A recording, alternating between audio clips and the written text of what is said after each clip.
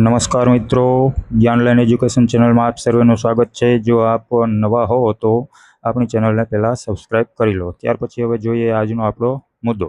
ગુજરાત રાજ્ય માર્ગ વાહન વ્યવહાર નિગમ જીએસઆરટીસી અને ગુજરાત રાજ્ય પરિવહન માર્ગ સુરક્ષા સંબંધિત 2025-26માં જીએસઆરટીસી અને સામાન્ય પરિવહન માહિતી વિશેના કેટલાક મોસ્ટ આઈએમપી પ્રશ્નો આપવામાં આવેલા છે, જેના વિશે આજે આપણે ચર્ચા કરીશું। તો જેમાં પ્રથમ પ્રશ્ન છે, જીએસઆરટીસીનું પૂરું નામ શું છે? Gujarat state road transport corporation. બીજો પ્રશ્ન, જીએસઆરટીસીની સ્થાપના ક્યારે કરવામાં આવી હતી? 1 મે 1960। જીએસઆરટીસીનું મુખ્ય મથક ક્યાં આવેલું છે? સેક્ટર 11, ગાંધીનગર। જીએસઆરટીસી કયા મંત્રાલય હેઠળ આવે છે?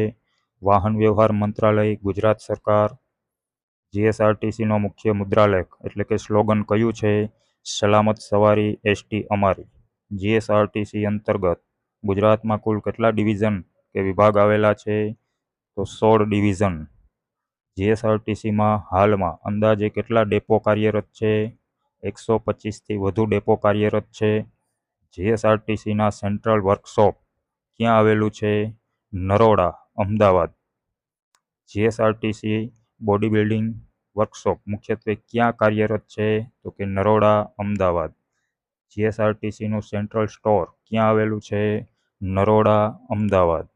જીએસઆરટીસીમાં ઓનલાઈન ટિકિટ બુકિંગ માટે અધિકૃત વેબસાઇટ કઈ છે?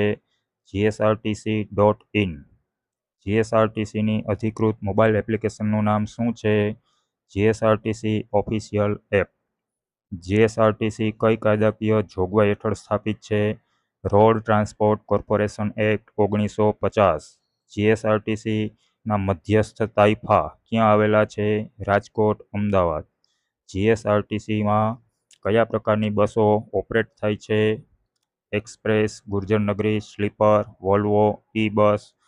તો આજના આ મુખ્ય આઈએમપી પ્રશ્નો હતા। હવે પછીના બીજા વિડીયોમાં આપણે ઈ બસ, પર્યાવરણ અને ગ્રીન મોબિલિટી વિશે જાણીશું।